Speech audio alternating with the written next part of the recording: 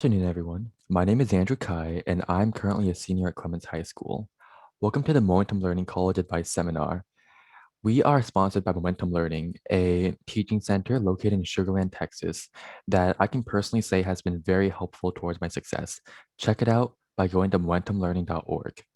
Let me first talk about how this session is going to work. We are a group of 8 high school seniors. Because we're high school seniors, we are not going to have all the experience in college admissions that maybe like some college admissions consultants have. So we can't really tell you do A, B, C, and you can make all the top 5 schools.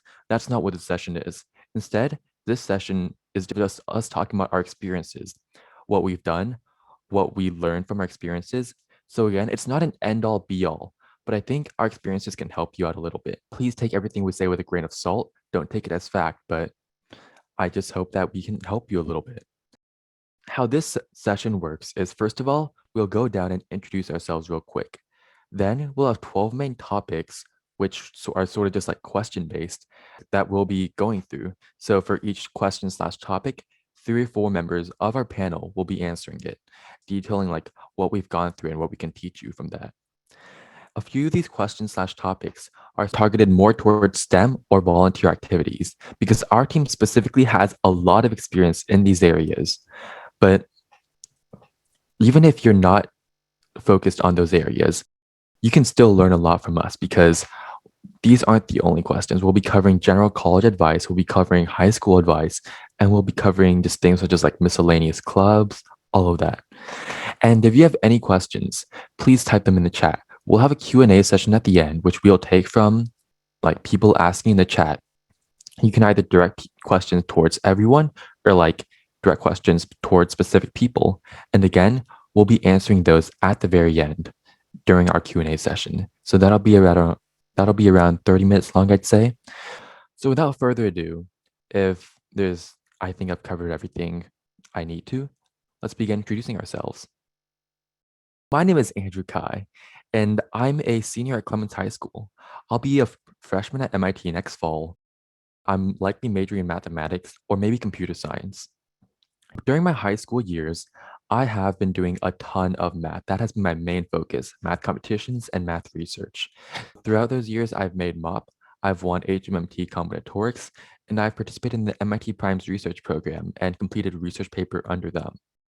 In addition, I'm also pretty active in a lot of other sciences. For example, in our school's Science Olympiad and Science Bowl teams, as well as participating actively in the USCO series, which I've been doing since 8th grade.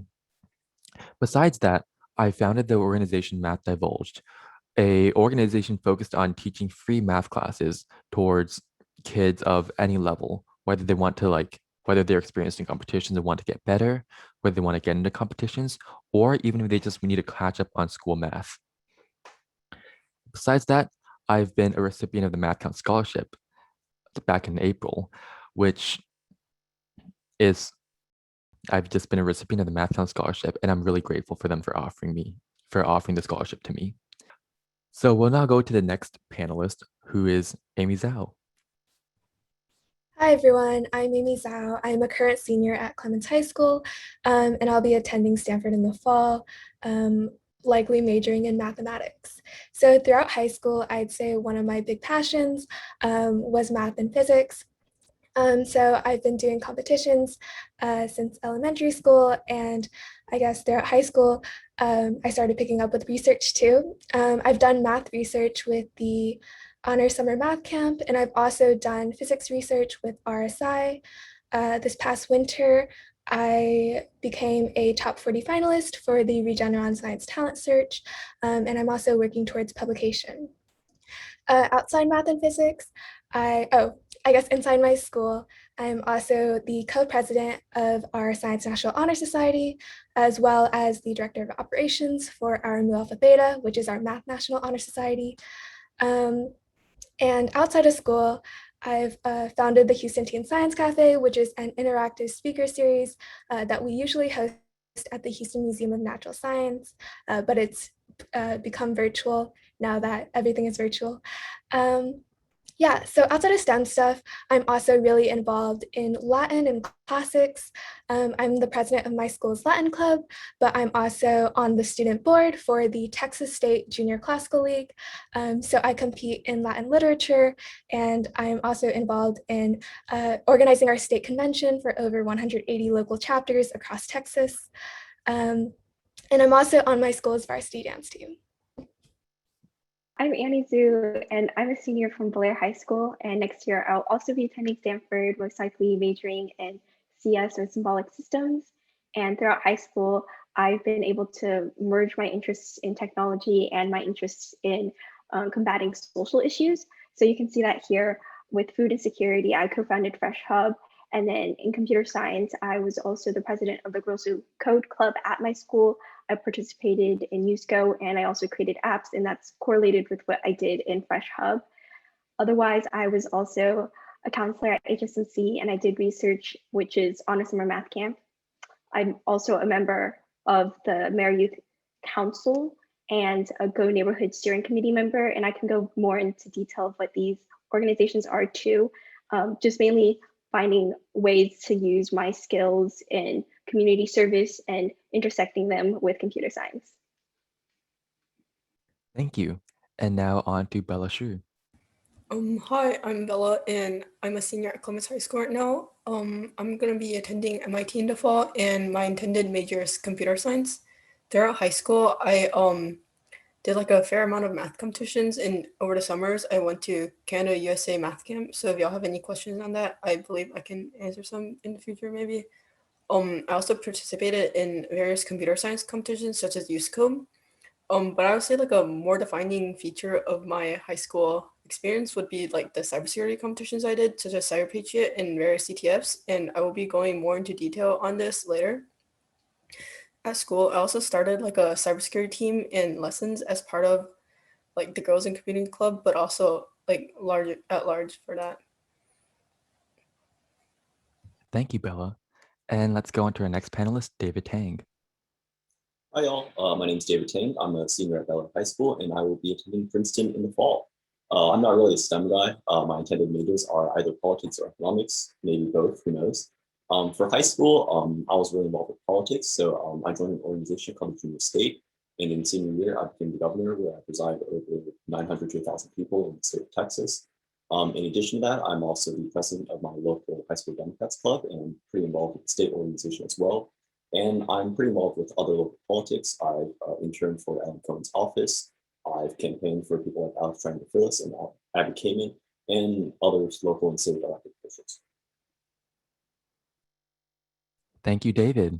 And now let's go to the next panelist, Niall Lakhani. Hey everyone, I'm Niall. I'm from Dulles High School and I'll be attending MIT in the fall. I plan on majoring in physics and computer science. And some of the things I did in high school are mostly research based. So I've been participating in science fairs since elementary school and then started attending the regional competitions in the 7th grade.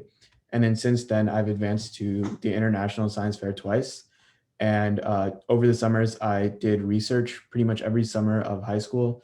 And after my junior year, I attended SSP in astrophysics. And then aside from that, after school, I was the president of our school's Mu Alpha Theta Club for 2 years. And I also volunteered to local elementary and middle schools, teaching them various math topics. And all of that culminated into the Gates Scholarship, which was awarded to me, I think like 1 month ago. So yeah, I pretty much just did research. Thank you, Niall. Now let's move on to Shirley Zhu. Hi, everyone. I'm also a current senior at Baylor High School. I will be attending Harvard in the fall, majoring in computer science and also exploring other areas.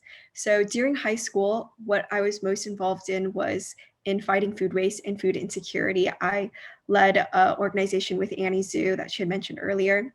I've also been very passionate and interested in math. I've enjoyed computer science as well, so I've done research. I've also done honor summer math camp research. I've done competitions in computer science. I also did the computing Olympiad, as well as been involved with NC WIT, which is specifically for women who are interested in tech. So if you are a female interested, I would highly recommend you to check that out. Outside of math, computer science, I've also enjoyed doing painting and art and writing. At my high school, I was president of the Write Club. I'm also president of Student Council and president of the Women in STEM Club.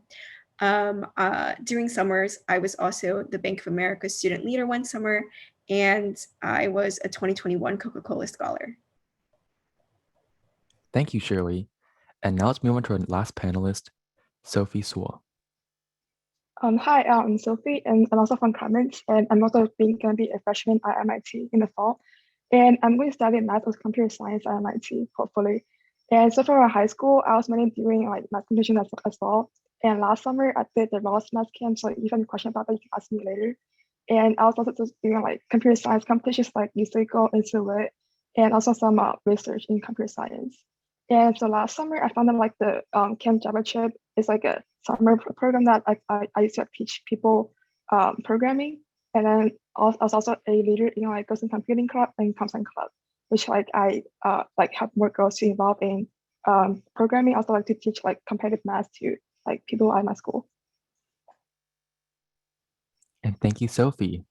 So now that we've introduced everyone, let's get straight into the questions. So again, as I said earlier, how this works is that we'll be focusing on 12 questions/topics that 3 or 4 people will be each addressing. Afterwards, if you have any other questions, you can address them in our Q&A session, which will be in the last 30 minutes of this meeting. The first question now is, how do I work efficiently? How do I manage my time and deal with stress? Would you like to go first, Annie? Yes. Okay. So on the topic of managing time and managing stress, there are 2 points I want to make. First, just that it's really important what mindset that you have. And it comes with thinking that the motivation behind your work is to learn, and it's always to improve and not to put pressure to just reach a certain mark all the time. I think for me, what I found even recently now, I've been struggling sometimes with overloading myself and dealing with that stress, has just been being honest about what I can do and being able to say no when I do feel overworked. But on the flip side, if you're struggling with procrastination and you need to find the motivation to work, I would say one great way to do that is to connect with other people and surround yourself with people who are also really motivated, and then that will sort of seep into your own work habits. So I think Shirley will talk more specifically about what she does, but if you guys don't know already, Shirley and I were twins, so we live together, and I think sometimes seeing her being really on top of things motivates me. And I know not everyone else has the luxury of being a twin, so being able to connect with your friends virtually and like talking about what you guys are doing during your day could be something that's helpful. And so yeah, my 2 points are just thinking about your mindset and then also connecting with other people. I think those are the great 2 points, Annie. Now, I think Amy would like to add on to that. Yeah, I would have to agree with Annie about the whole idea of overloading yourself. It's really important that you prioritize yourself and make sure that you're doing things that you're like really passionate about, not just like the things that everyone else around you are doing. If you can make sure that you're not overwhelming yourself with too many different activities, different clubs, schoolwork, all of that, it's much easier to be able to manage your time and split your time up into things you really care about. Yeah, and I would also agree with her point that surrounding yourself with other people that can help motivate you is really, really a great way to keep yourself motivated. When you see others around you working hard, trying their best, you can also get that kind of energy. And even if you don't think you're a very efficient worker, it's much easier to attack all of your different, I guess, work if you have other people around you like that. So surround yourself with other motivated people, and don't try to take everything on yourself. Yeah. Thank you, Amy. And I think Shirley would like to also speak on this. Yeah, absolutely. And I think that Amy brought up an excellent point on focusing on what you are passionate about. That is very true. If you're passionate about something, you'll feel more motivated in itself to continue doing that work, and you'll be much better at doing what you're actually interested in. than trying to force yourself to do something that you don't like. So I know for me personally, from middle school to high school, I did drop a few things, or like even from freshman year to the later on, like I quit dance and I spent less, and I also quit debate, and that allowed me to spend more time doing community service and art and other things that I actually did enjoy. So don't be afraid to explore, especially if you're younger. But then I think as you continue your years in high school, you will inevitably have to drop some things, and that's totally fine. Um, and then I think that they both mentioned some really great things about mindset, working with other people. I think definitely with procrastination too, sometimes it's really easy to spend your time on social media, or like streaming services are so universal nowadays. So just kind of think about your own. There's a lot of long-term payoff of happiness if you spend the time to work hard now versus the instant gratification you get from spending time on YouTube or whatever you want. So just like kind of think about that too. And I do want to say that breaks are definitely very important. I personally find that, so I guess I can give some tips for like what works for me, but I know it's different for everyone. And especially for you guys who are younger, maybe you guys already have a system that works for you. But if not, like trying out different systems of working is something that I've found useful. So for me, like I like to work in chunks of 50 minutes with 10-minute breaks. So then I have like 1 hour chunks for myself when I schedule my day. I also suggest, if you have a lot of things on your plate, each hour switching the subject that you're working on, if that makes sense. Then for me, that makes me feel energized each time when I'm like starting the hour. I think also using timers is helpful because it makes things more manageable. Like, you know, you're going to be working on something for such and such amount of time. So that's what works for me, but it might be different for you. I also do think that using an agenda, like writing down to-do lists and writing down what you have done, like that helps me. So those are some more, I guess, like tangible tips that maybe you can take in your life if that would be helpful. But yeah, just keep up the good work, and also do take breaks, do take care of your mental health, and always like learn and grow. Don't ever try to get tunnel vision. Sometimes it can be like that, but I'm sure you guys will be able to work efficiently and manage your time. Those are some great points, Shirley. And just real quick, adding on to one thing you said, sort of just like blocking your time out. I think one thing I struggle with a lot is self-control. So I use something called the cold turkey blocker, block all social media and games apps when I'm like really working. And I think that really helps me, and that can really help some people, a lot of other people as well. Now, moving on to the next question. Number 2, how do I perform well in school and on standardized tests such as the SAT or the ACT? David, would you like to go? Sure. So I think the single most important thing to have is organization. If you can stay organized, you know like what you're going to do next, you know how to prioritize, and that makes it really easy for you to study and to do well on these tests, these homeworks, and these like practice exams, right? So like firstly for me, I do use an agenda, and in school that helps me keep track of all the assignments I have. It also lets me know like when I have tests and quizzes, and it helps me know like how much of my time every day I should allot to just studying for a test and to ensure that I have decent grades in school. For standardized tests, personally, I took Testmasters. I would say that it was a waste of $1,000, but I will say that taking the practice exams were extraordinarily helpful. And the reason is that because like the SAT and the ACT are pretty foreign to most people who take it the first time. So naturally, the more and more you take these tests, you're going to end up doing better and better. And especially if you keep track of what mistakes you're like, hey, I'm missing, you know, parallel sentence structure here. Hey, I'm missing on this really easy, like, I guess, math operation. Like keeping track of your mistakes and then specifically improving all those mistakes will really, really help you in improving your test scores. And then between like the SAT and the ACT, I mean, it's really up to personal preference. For me, I got a 1500 on the SAT, which is a good score, but you know, it's below the Harvard average. And at the time, I was applying to Harvard early, so I want to be above average. I did realize though that on the SAT, you have more time per question, but the questions are harder. Whereas in the ACT, you have more questions, but the questions are easier. And personally for me, I can really like just get through questions really fast if they're really easy. So I ended up switching to the ACT and got a 35. So for tests, 1, take them often, and 2, determine which test is the right fit for you, and then be sure to practice that test really, really often. Thank you, David. Now, I would like to add on to that. Sure. So to start off with in school, what I would recommend, or the approach that I took, is that I kind of like learned by mistake. So in freshman year, I just signed up for all the classes that my friends were taking. And that happened to be like a medley of like Spanish, some writing classes, some science classes. But then I kind of like ended up hating some of them. And so I just realized that it's better to not try to be so well rounded and just truly focus on whatever you like.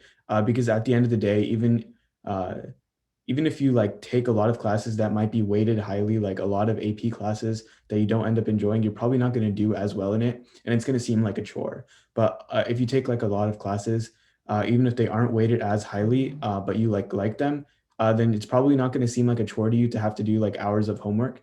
And it ends up being that like I assume that a lot of people here are interested in STEM, and it just so happens to be that most STEM classes, at least in Fort Bend ISD, they happen to be like weighted pretty highly on the AP level.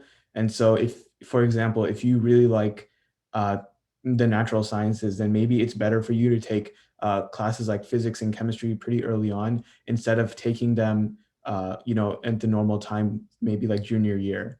Uh, and another thing, like kind of related to that, is like um, don't take like random AP classes that you really don't want to take just to like get better grades or a better rank. Because in my humble opinion, like anecdotally from my friends who got into the schools that like schools like in the top 5 ranks for what it's worth, they none of them were in the top 10 of their class, but most like every single one of them was like very specialized in whatever they wanted to like major in or study, whether that be like debate, research, competitions, whatnot. So I think like if you think about it, it's probably more valuable to be ranked in the top of the country than it is to be in the top of your high school class, right?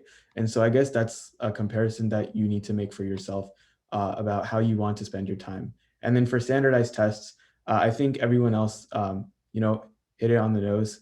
You should probably just not spend lots of money on like test preparation because the only way to get good at these tests are like repetition. As for when to take them, um, I don't see if like why you couldn't do well after like during sophomore year, maybe even after freshman year if you have like good grades and stuff, because there's probably nothing on these tests that you're gonna learn except for maybe like the math section if you haven't taken algebra 2 yet. Um, but yeah, other than that, I would definitely recommend finishing all of your standardized tests early on. I heard the subject tests recently got removed, so you don't have to worry about that. But for SAT, ACT, I took it, I think like as soon as my sophomore year started, and I was pretty happy with that decision because I never had to worry about it in junior year. And that seems to be like a big source of a lot of stress for juniors. So I would definitely say that get rid of that stuff early on because it's not fun. Thank you, Niall. And now on to Amy. So I would think the most important thing to consider when you're trying to perform well in school is what your personal learning style is. I know that I'm a lot better at learning by myself rather than being taught in a classroom setting. So as if you can kind of uh, find what your learning style is, it'll be a lot easier for you to manage all of your schoolwork. In terms of like what classes to take, I think that really depends on your own high school, what your high school offers, and the opportunities and materials that are available to you. I would recommend talking to a lot of upperclassmen at your high school to see what the best plan of action is for you to take throughout your 4 years there. But really, I also agree that you should take classes that you think you'll genuinely enjoy and that you'll want to put time into, and classes where you feel comfortable with the teacher, and you feel like you can rely on the teacher. I guess that's also another point I'd like to make. It might not seem like it, but teachers are really there for you. So if you can like make that connection with your teachers and open up with them and be able to rely on them for help when you need it, that's also like really great. Um, for standardized tests, so I did not take the SAT. I only took the ACT. I took that at the start of my junior year. I think I was probably ahead of most of my grade in doing that, but really, it doesn't matter when you take it as long as you feel like you're as prepared as you can be. So if you need a little bit more time to work on all of that, you don't need to rush it. You don't need to get it done early. I know this might be contradicting some of what the other students said, but it really just depends on how you feel about where you are with the standardized tests.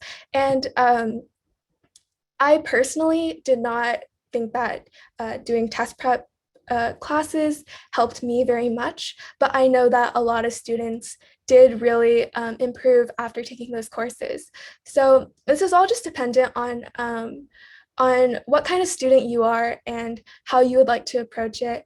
Yeah, but with standardized tests, really, as long as you put the work into it, put the effort in, and you don't really need to rush it. Yeah, that's all I'd like to say. Yeah, it makes a good point. You don't need to rush it. Just don't do what I did, which is take the SAT for the first time in October of senior year. Just please, please, please don't do that. And I think y'all be fine. Anyways, let's move on to the next question. Question 3. How do I figure out which responsibilities to prioritize? What's more important? School, clubs, competitions, SATs? Would you like to go first, Bella? Yeah. So I guess the way I kind of saw things was that school and your grades at school are kind of like a baseline prerequisite. So like your grades can't be like too trash, but also I don't think it's really necessary for your grades to be like absolutely at the top of the class. So one thing that I kind of did was I was just like do my homework during other classes at school, and you could spend the free time you have at school doing things that like are actually interesting for you. And I can't exactly speak on SATs or ACTs since I was test optional this year. And regarding clubs, I think that, well, in my freshman year, I kind of joined like a bunch of clubs, but ended up not going to most of these clubs. So I think, well, it's a good choice to like join a bunch of clubs and see how they are. As you like advance in your high school years, you should probably like pick a few clubs that you really like and then like focus your time and energy onto those. And for competitions, I think that I didn't really like prioritize them as like a daily thing, but maybe like right before a competition or the few weeks or so before that, I would prioritize time into like practicing for those then. Thank you, Bella. And now on to Sophie. Yeah, so like I actually like agree with like schools kind of like the baseline that like a GPA is like a baseline for college to, like review your application. So you should like if you want if you want to apply to like let's say Ivy, then that you should have like at least top 5% of the class, I think. Yeah, and so other than schoolwork, for class and competitions, so I actually didn't do a lot of class like so I think you should like try out try like different fields of like clubs and stuff in ninth grade and 10th grade and see like, which one are you like the most passionate about. And then so if you're like 10th, 11th and so on, you can like try to specialize in them and try to get like a position in them to demonstrate your leadership skills. Also try to like do more community service, do more like stuff to benefit your community. Yeah. And then for competitions, so I started my competition like pretty like early. I did my last competition since I was third, fourth grade-ish. So it just like come like naturally, you know, like because I just like do some like I do like some math preparations, like kind of also like some spell up before like right before my competitions. So I don't really like spend that much time on competition preparing that much. And for SAT, so do you like them as early as possible, I would say, because you don't want to take them in the like the fall of senior year, because I was doing that, which I totally regret. And also like you don't have to stress out if your score's not like as high as you think they are, because like my score was actually below the average of like most of the MIT like applicants, but then I still like submitted them because I just did. And then like honestly it didn't really like help me to like lose my chance to get into MIT. So don't like stress out if you have like a low SAT score. And yeah, but then I think you should like start prepping them as early as possible, probably like get them done by the end of the junior year if possible. And yeah. Thank you, Sophie. And now let's move on to David. Yeah, so I think in contrast to a lot of the Fort Bend schools, or FBISD, Bel Air, the school that I go to, has a much more lenient grading system where anything 90 and up is counted as a 5.0, which is the maximum GPA, as long as it's like an honors or AP level course. So for me, as long as I got a 90 and above, my GPA would stay the same as anyone who got a 100, right? So for me, school was pretty easy. So I usually put school on the back burner because, okay, not just that, but there's also the fact that like everyone has a number, a GPA attached to them when they're applying to college, but not everyone has X club or X position when they're attached to them. So I think the easiest way for you to differentiate yourself is not to become valedictorian or top X percent of your class, but rather to be in a club and to show meaningful impact in that club. So personally for me, I put a lot more emphasis into my club, governor of Texas State, president of the Democrats Club, campaigning for all of these local politicians and candidates.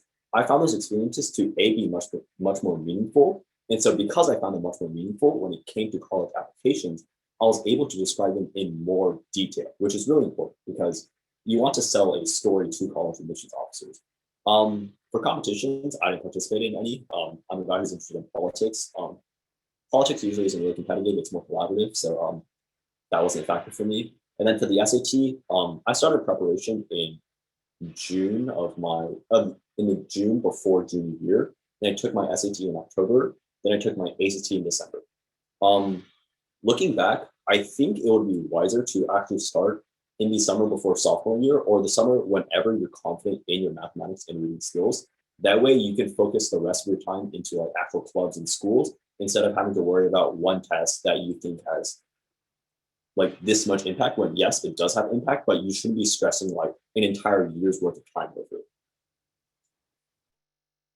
Thank you, David. Those are some great points. You shouldn't just put too much stress into like one thing or just stress an entire year just over the SATs. Block out your time, maybe like this amount of time focus on SATs and so on and so forth. Now let's move on to the next question. Question 4. How do I portray myself effectively on my college application?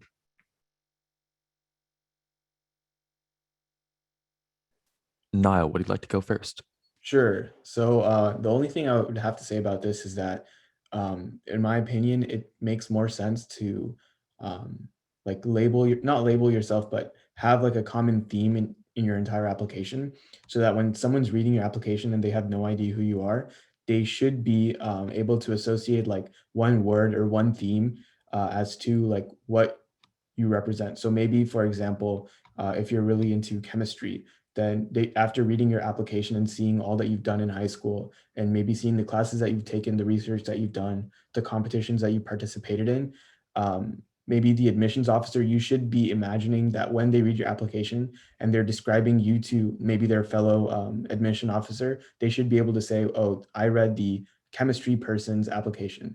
And the reason why I think that's very important is that for example, if you're applying to a lot of these top schools, there's probably going to be a lot of people who do the same kind of programs, competitions, research as you do. But if you have a common theme, then there's probably not as many people who are as focused on one subject as you are.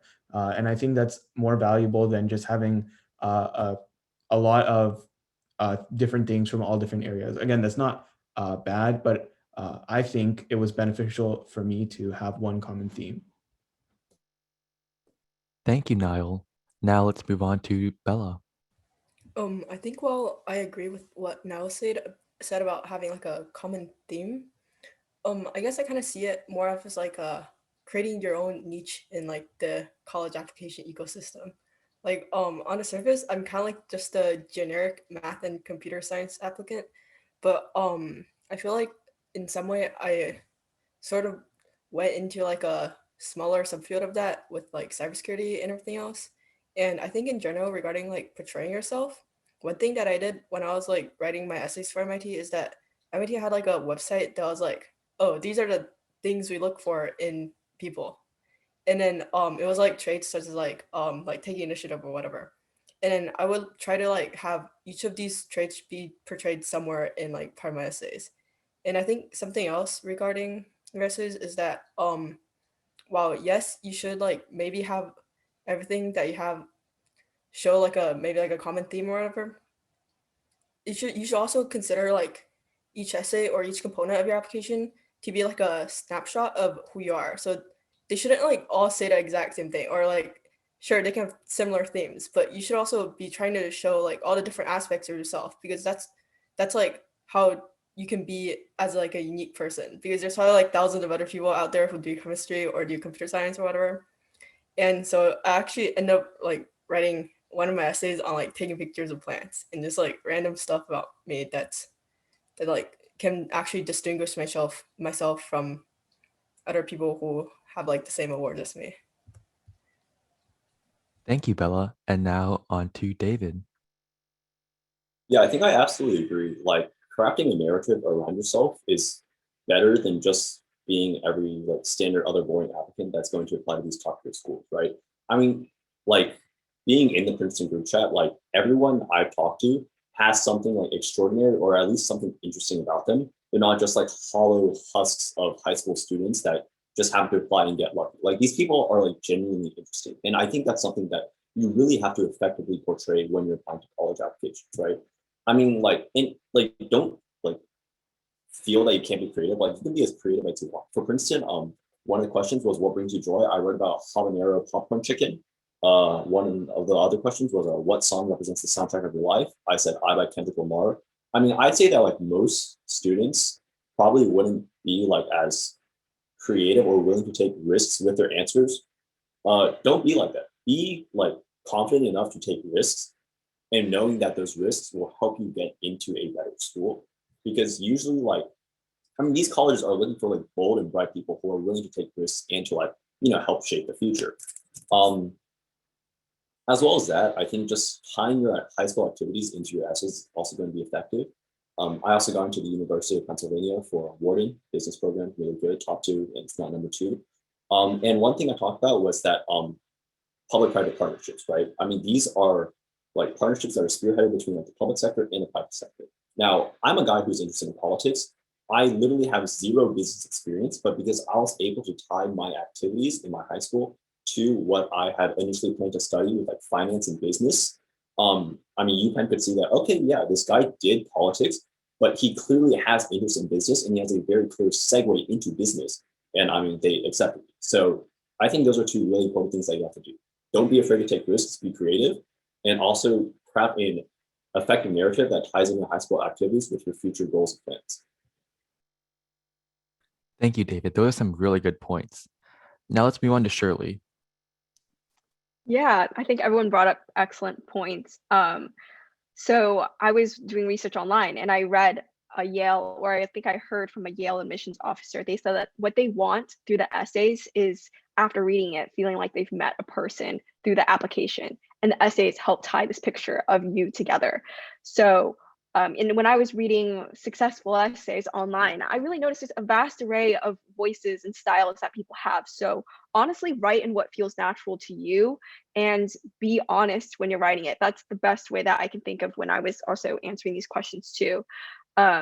Because, and I think what David mentioned with answering questions, not necessarily trying to think of what someone wants you to say, just be honest. And that's what people are looking for. They're looking for people. And I would say also for myself, I was in questions that I answered for the MIT application and other applications, I was not ever trying to portray myself as some perfect person. They like to see your personality through these essays as well. With that being said, I do think that every response, the reader needs to be able to have learned something from you after reading it. So just take that into account. Like if you're writing a response, think, if someone was reading this for the first time, what are they learning about me through that?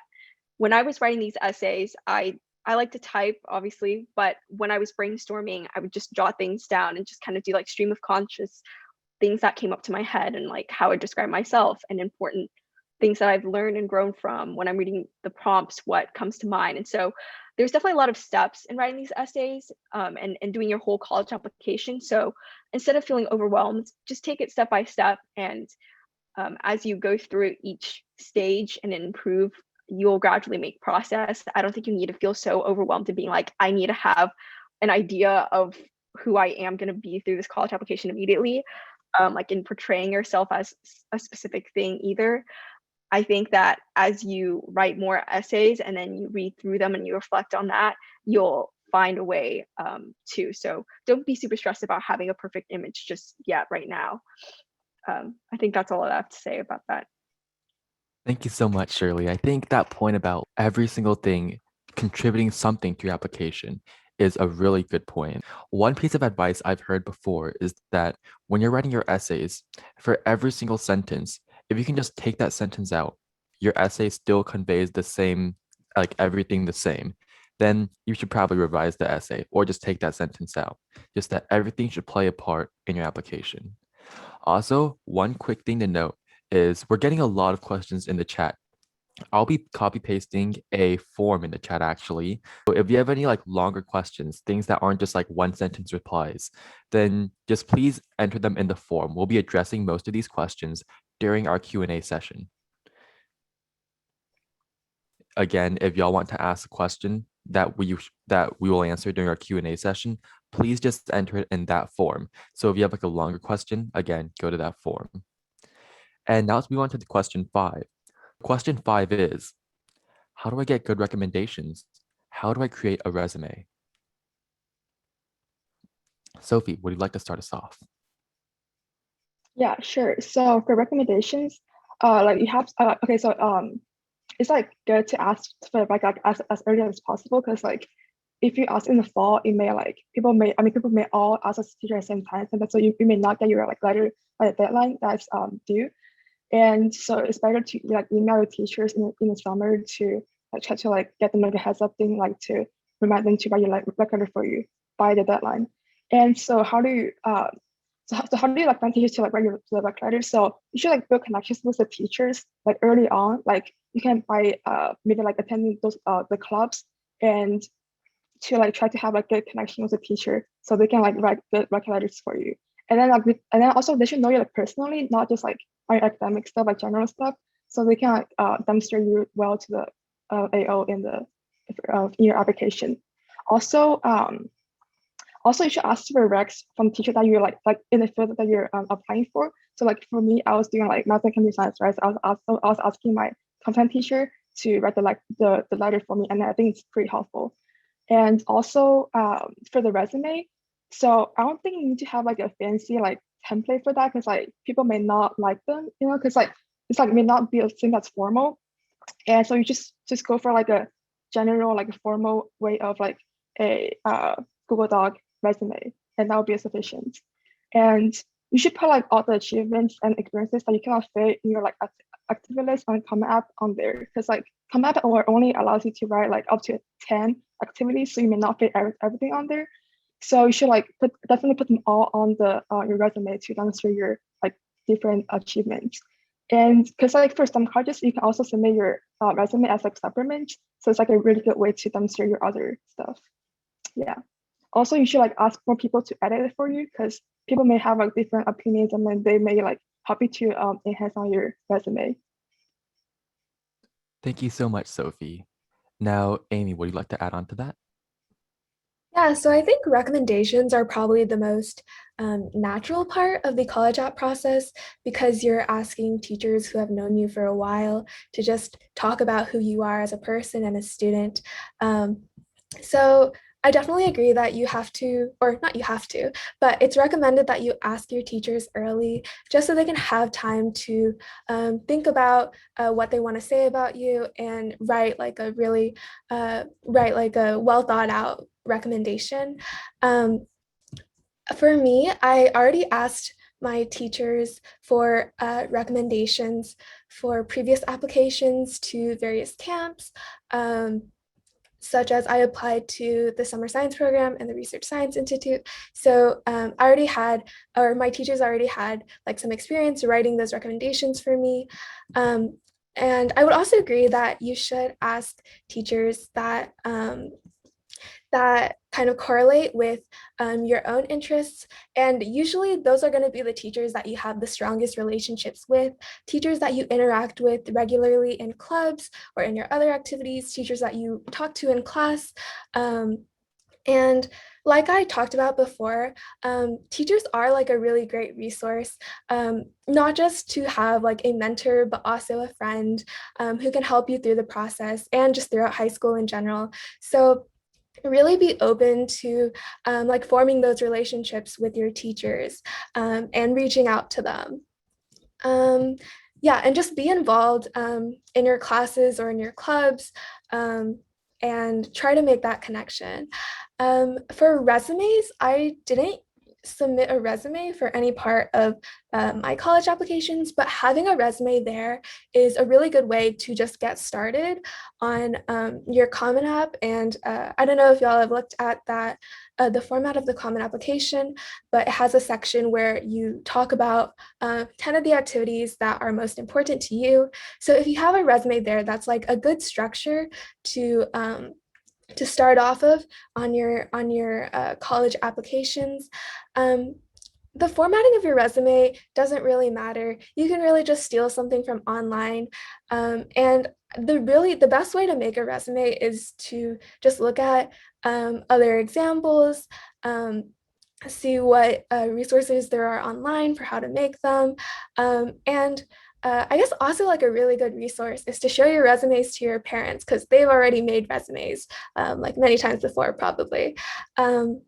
Yeah, I don't think the resume really matters that much, but it is very useful for also uh, reaching out to professors for research opportunities or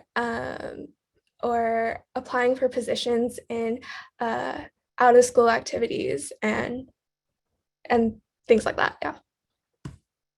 Thank you so much, Amy. And now on to Niall. Yeah, I pretty much agree with everything everyone else said about how to get good recommendations. I would just say that like if I were you, I would definitely ask a teacher that you took the most classes with. Like for me, for example, I had a teacher that taught me for 3 straight years in a science subject, and that was like what I wanted to study in college. So I thought it would be fitting to ask that teacher for a recommendation. And so that's what I did. And also I saw questions in the chat earlier about like asking recommendations to teachers about whether they should ask for like 2 STEM recs, maybe 1 STEM rec, 1 non-STEM rec. I in the 2 colleges that I applied to, they had like requirements as to like what subject a teacher has to teach. Like for MIT, for example, I think they require 1 STEM and 1 non-STEM. And so I guess if you follow that, you really don't have an option. So yeah, I would just definitely like recommend asking for a recommendation from a teacher that knows you and you know them, so that like I've heard stories about people asking their teachers for a recommendation when the teacher on like really doesn't know them, and so they just end up submitting anything really because they don't really care about uh, I guess how you do or if you get in or not. So definitely know how you feel about the teacher and how the teacher feels about you. And if you're kind of unsure, then I would probably recommend not asking that teacher. And about a resume, I've never really heard of anyone having to submit a resume to colleges. Again, I'm not sure if that's something that some colleges require. Again, I didn't submit one, but I guess it's probably more useful to applying to things that help you get into college, like maybe some summer programs, maybe like if you're asking for local professors to like asking them to do research, then in that case, I've heard people of having to submit a resume. And for that, again, yeah, like the other panelists mentioned, you could definitely like look anyone's resume up who currently goes to college, or even if they don't, just see what they did and put whatever you did in their place. Nothing too crazy. Thank you so much, Niall. I think one personal thought is while a resume doesn't really matter for college applications, a resume is important for interviews. When you walk into an interview, you should probably have a copy of your resume for like your college interviews because most of the top colleges have people interviewing you. Or if you're doing a digital interview, send them your resume. Another quick thing is for formatting a resume, there's this really nice website that I've used before called resume.com. So I've sent that in chat. It gives you a bunch of templates. It's a really nice website and I recommend all y'all to use it. Anyways, on to the next question. Question 6. How do I begin my college application? Which schools should I apply for? And how can I finish them on time? Shirley, would you like to start off? Yeah, sure. Okay. How do I begin my college applications? Oh, yeah. So for me, I will kind of speak on like my personal experience. And again, it might be different for everyone. I think the summer before my senior year, so that was summer of 2020, I definitely started with just doing research on colleges. So exploring their websites and finding things online. I created like a Google Drive and Google Docs where I just jotted things down that interested me about each of the colleges, trying to think about what I would be interested in doing in college and what these colleges have to offer that I would be interested in taking those opportunities or like programs that they have. And then I think I began brainstorming college essay writing in the June of 2020 as well. So also in summer. And the prompts may or may not come out that early, or they definitely come out sometime during the summer. But even just like reflecting on the major events that happened in my life, and for you reflecting on those major events that happened in your life and how you've grown and changed, and getting that started, I think you can do that in the summer because the prompts may be different, but general questions are also very similar. So you can also look at like past prompts too for college writing. So I would suggest doing that in the summer. I definitely still procrastinated in essay writing in some ways, but just I think for sure you will go through different drafts. At least for me, I did go through different drafts. So just getting started as early as possible lets you have that time to continue changing them, or like giving yourself some of that leeway.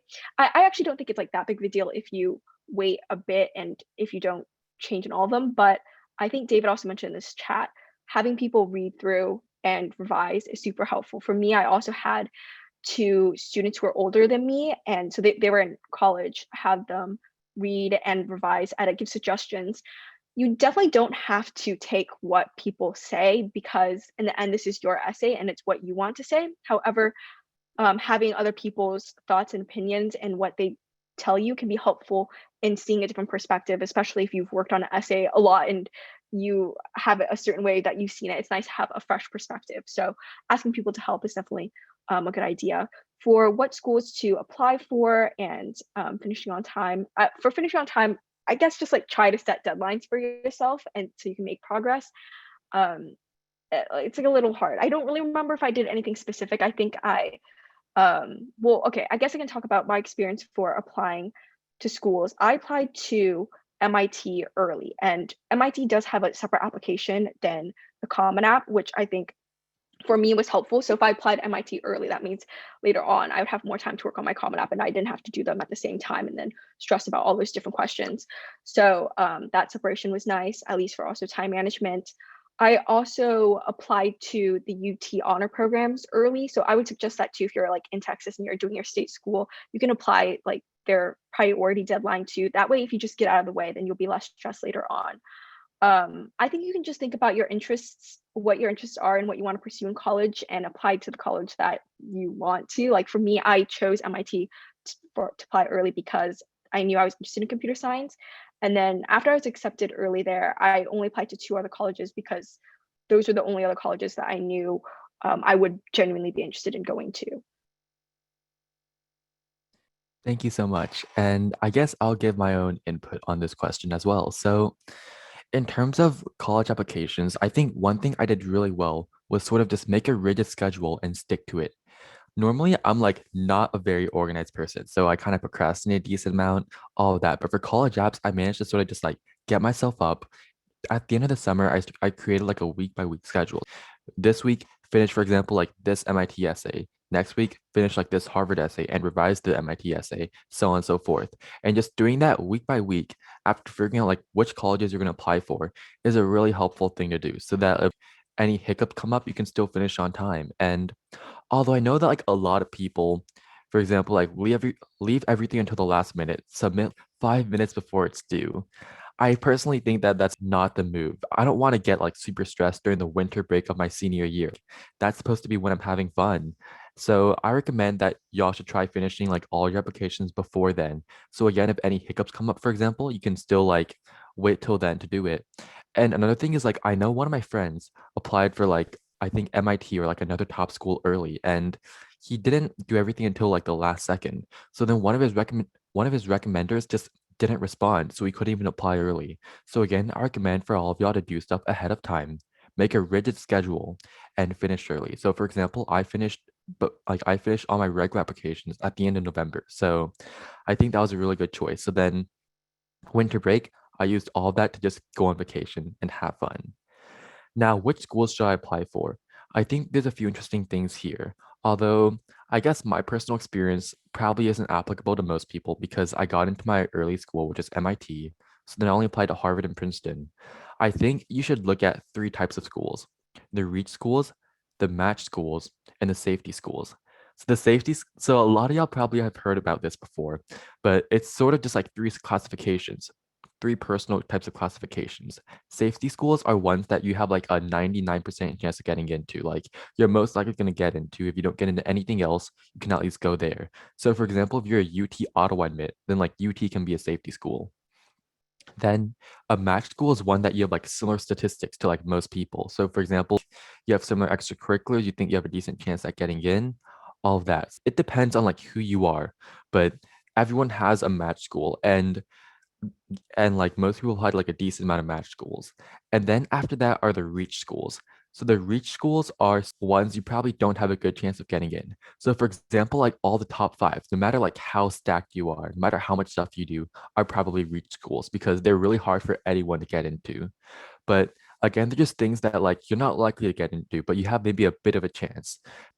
If you want to, you can shotgun a ton of reach schools to try getting into one. And like that's some people's styles. If that's not your style, then maybe just apply to like two or three reach schools that you really want to go to. It's up to you.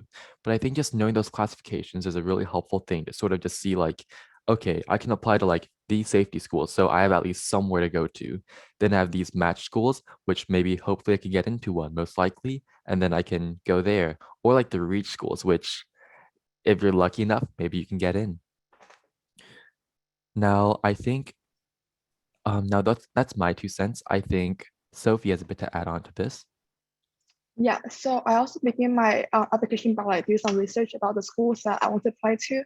So because I was doing math and computer science, I was mainly looking at the ranking list ish because they give you like a fair fair view of like what schools like is good for those majors.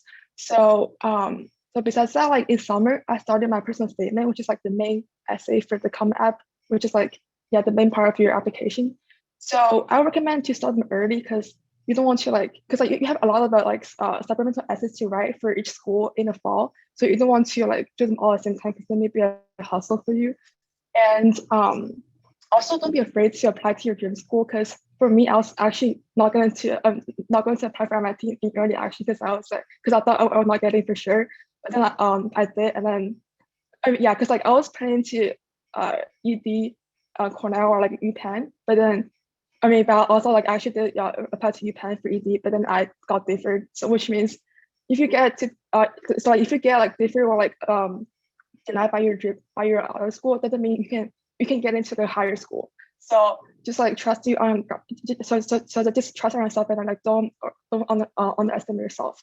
Also like you should apply to your safety school in early action because those results come out like pretty early, probably by the mid-December. So if you like if you know you have a school to go, that you can like for sure to go, then you don't have to apply to more safety schools in the regular action. So that will save you a lot of time. So you can just focus more on like applying to like reach for like higher schools. So that would like definitely help for your overall strategy for your application. And let's see. Oh, finishing on time. So it's a school I was applying to. So I only applied to 30-ish. Like I was applying to UT honor as my safety, and then not safety, but UT as a safety because I was at the top 6%. And then I applied to UPenn as my ED, and then MIT as my early action. So I kind of stopped after like getting to MIT because I don't think I need to do more application anymore. And for finishing on time, so I actually also did like a schedule thingy to help me to be organized on like how to want to finish like each part of the application on time, and that really helps me as well. So yeah, you should do that when you like apply to school because that will help you to manage your time well. Yeah. Thank you so much, Sophie. And yeah, I guess one thing, as she said, like EDing/EAing schools is a really important thing. It can like increase your chances by a lot. For example, if you look at the early like admission rate versus the regular, I think the early is usually like a lot higher. Like for example, in Clemens, 8 people got into MIT early, 0 got in regular. And yeah, just do some research on like if the school is like EA, REA, ED, all that. There's a bunch of different acronyms that mean a bunch of different things. So you should definitely check that out. Anyways, on to the next question. Question 7. This is STEM based. So for those of you that aren't really STEM focused, this doesn't really apply to you. But the question is, how can I improve my performance or get more involved in STEM competitions? Bella, would you like to start us off? I think regarding STEM competitions, at least for me, I like took part in like the more like traditional and well-known STEM competitions, such as like AMC or competition math and USCO. And I think regarding these, what helped me was that I like started doing contest math really early. And so that's like definitely what I'd consider to be like a big factor in how well I did in contest math. And regarding these competitions, I think just like practicing a lot for them helped me a lot. And but I think like the main thing I want to talk about regarding this question is getting involved into like lesser well-known STEM competitions.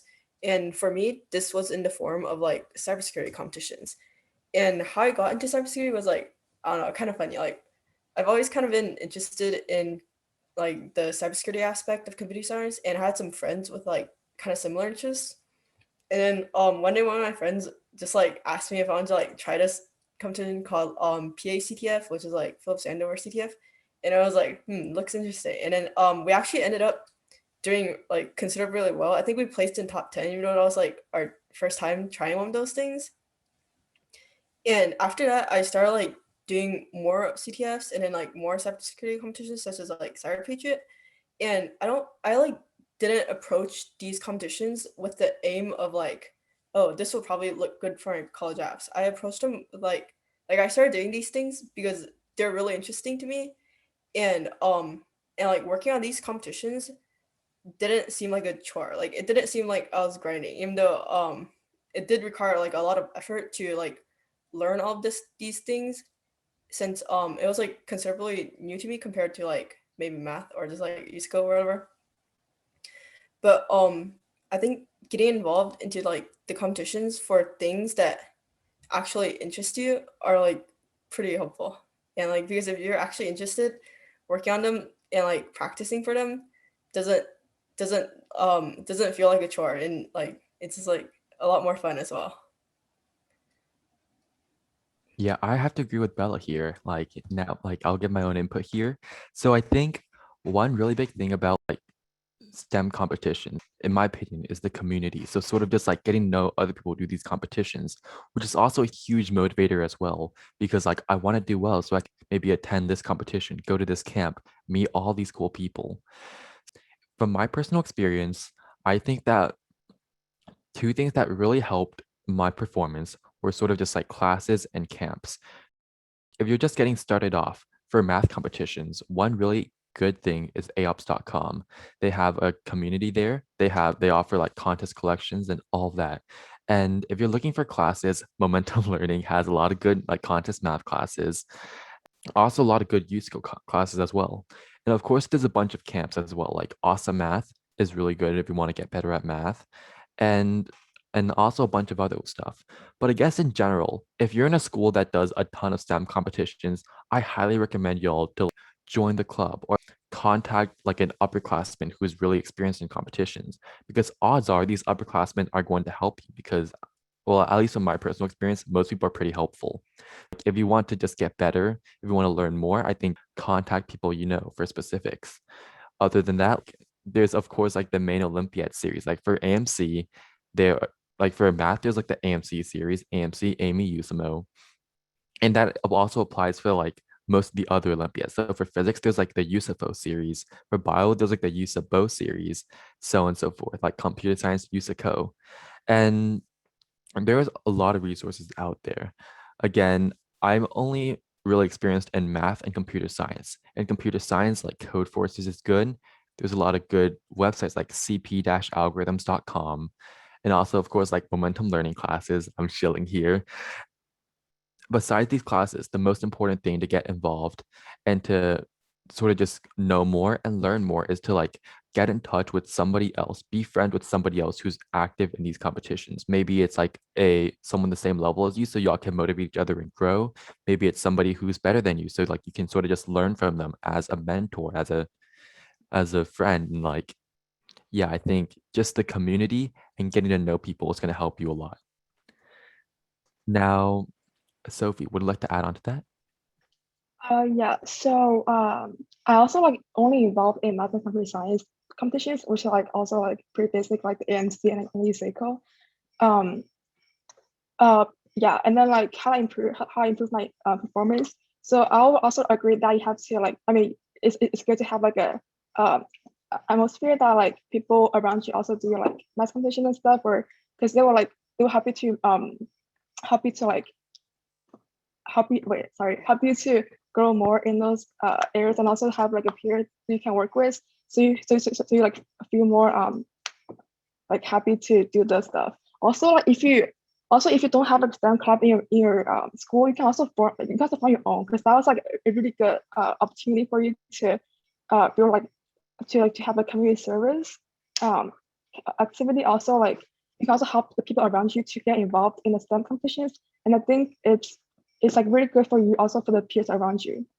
And if not, you can also join your local math circles, because that's also like a really good way for you to get to know more people who's also doing STEM competitions.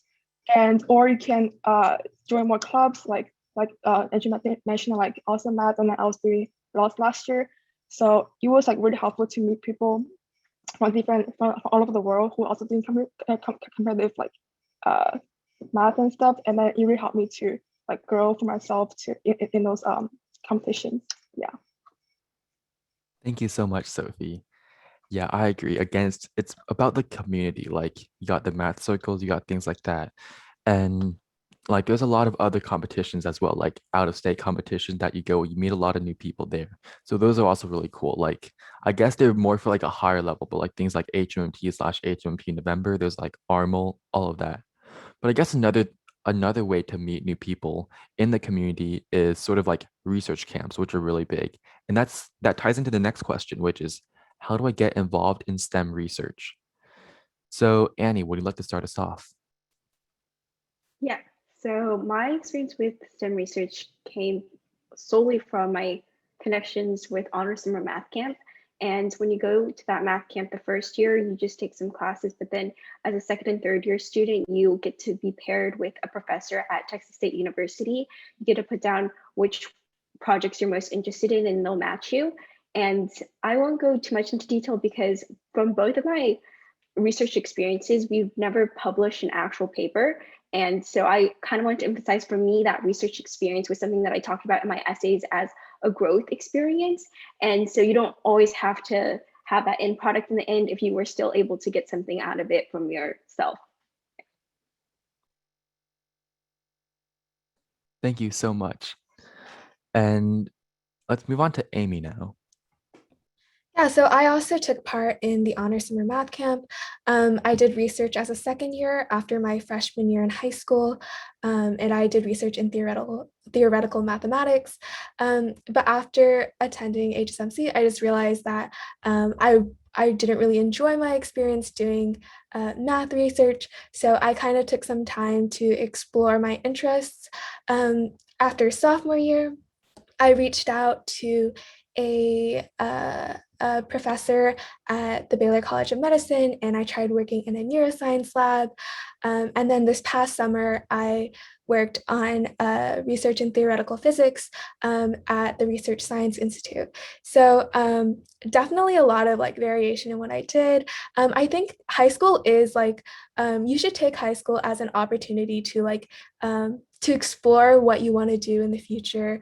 You don't always have to have like a direct path or a specific I don't know, like a specific path on what you want to do. It's definitely okay to kind of experiment a little.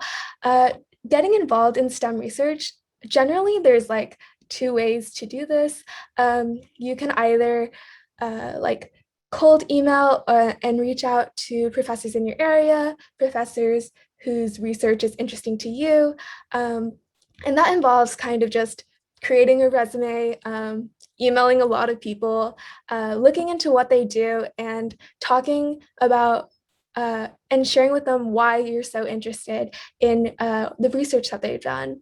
And the second option is usually to do research at an organization that's already there. For example, research summer camps like Honors Summer Math Camp, Research Science Institute, or summer science program that Niall did. There are a lot out there, so there are definitely a lot of different opportunities for all different kinds of fields.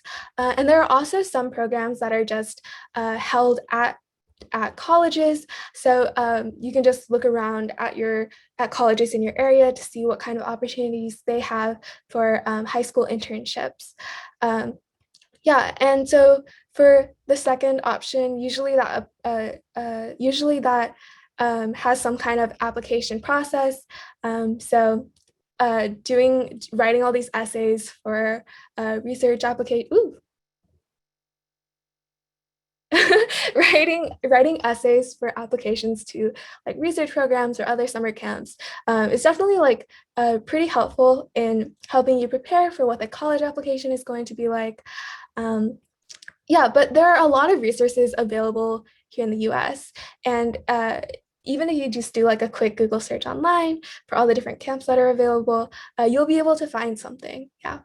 Oh, also, I wouldn't say that I'm like a research person above like a competition person in STEM. I think it was really helpful coming into research with competition experience, and it really does prepare you for the kind of critical thinking and problem solving that you're going to be doing in your research.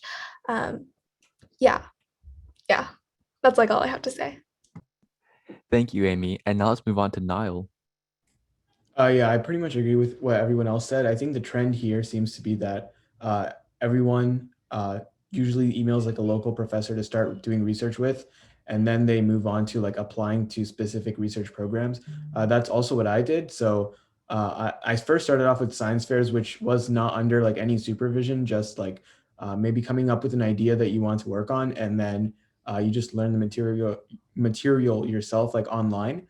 And then you present it at your local science fair. So that's how I first got interested. And then once I learned that other people were doing it under like supervised programs, I started looking out for that. So before I applied anywhere, I reached out to local professors, did some research with them, and then I applied to the summer science program where I got like my first like structured research experience other than working with a professor.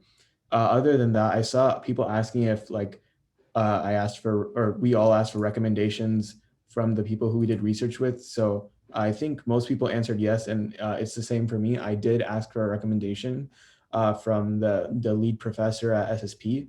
And then I did not ask one from like the other professors that I worked with, just because I wanted the recommendation to be with the most recent research experience.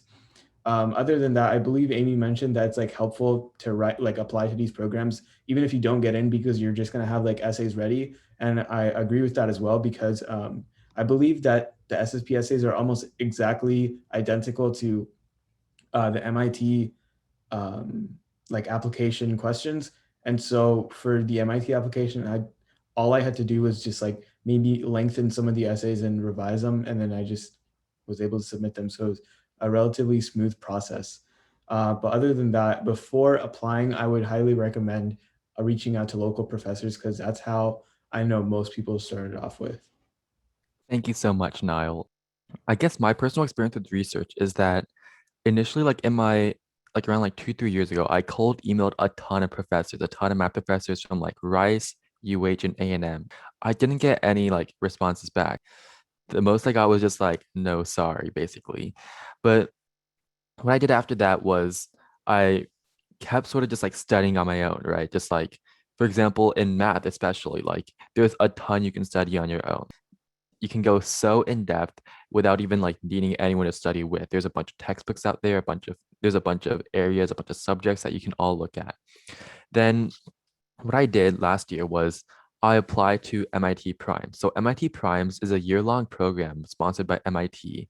It's a math research program. And I think the main point of like the main distinguisher, like the main way you get in is this big problem sets. Like they give you a problem sets, a bunch of like there's Olympiad style problems, there's like linear algebra problems, abstract algebra problems, all these types of problems. And if you solve enough of those, like let's say like all except one or like every single problem, you usually get in.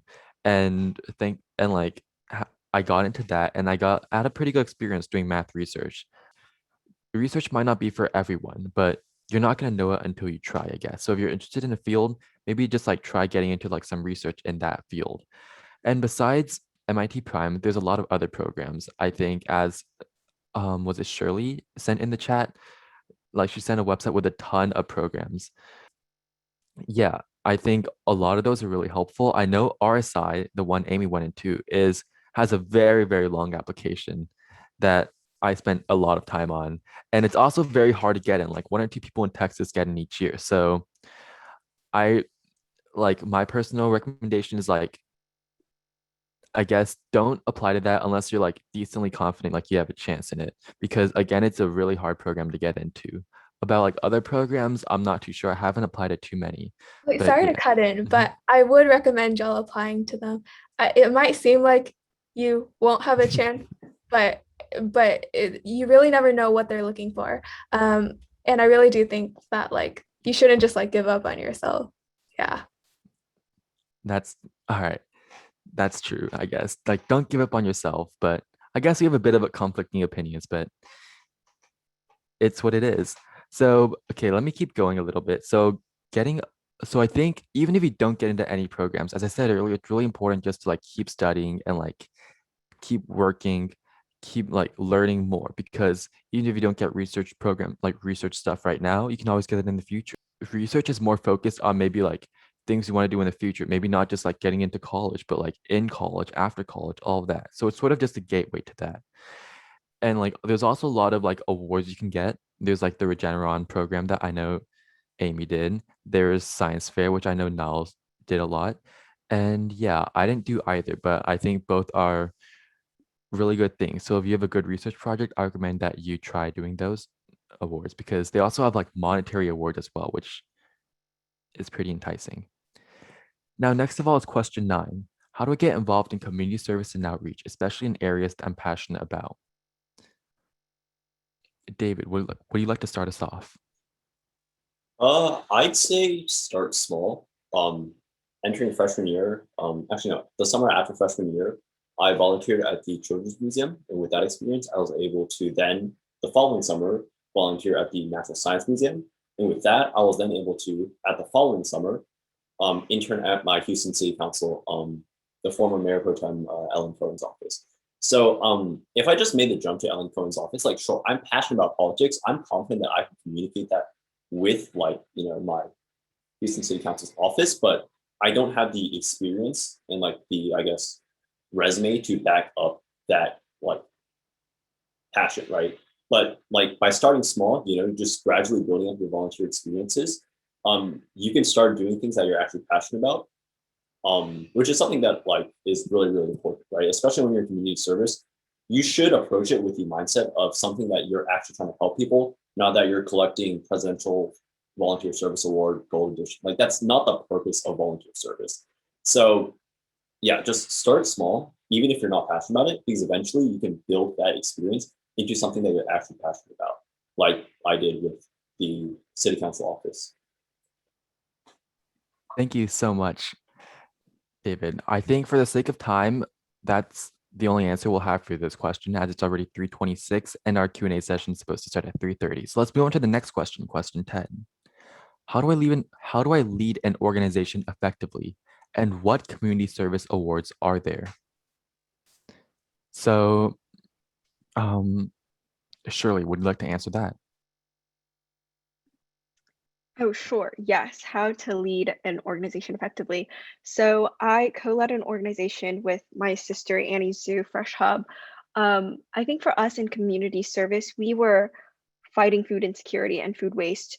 For us, we found that working with existing nonprofits in Houston collaborating with other students as well as other organizations was super helpful. So definitely a lot of emailing and phone calling, like our health department, different grocery stores, different nonprofits, and then when we found the opportunity of people who wanted to make a connection, continuing to work with them. So that was definitely something that we had to learn, where we couldn't reinvent the wheel or start from scratch. It was a lot of utilizing what resources already exist within the community and trying to pull that together to create sustainable change, lasting change.